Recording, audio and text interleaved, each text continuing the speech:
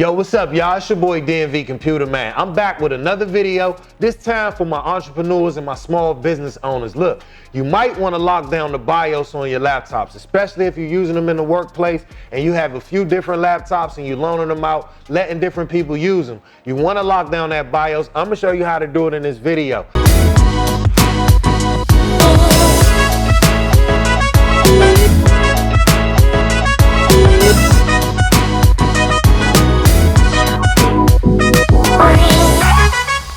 So if you have employees that like to tinker with the computer, including the BIOS, you might want to keep those employees out.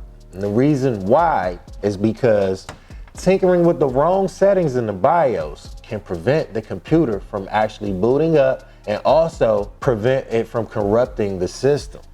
So if you have these things going on in your workplace, you may want to go ahead and lock that system down and keep those employees out. Getting into the BIOS is different for every computer. When you first turn on the system, you want to look for the text on the screen that will say press X for BIOS or press Y for system configuration.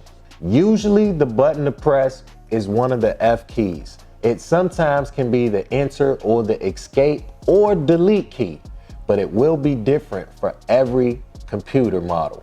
Once in the BIOS, look for a password or security header.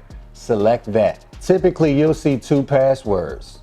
One is the supervisor password. That prevents the BIOS from being edited.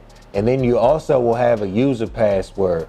That prevents users from booting into the operating system.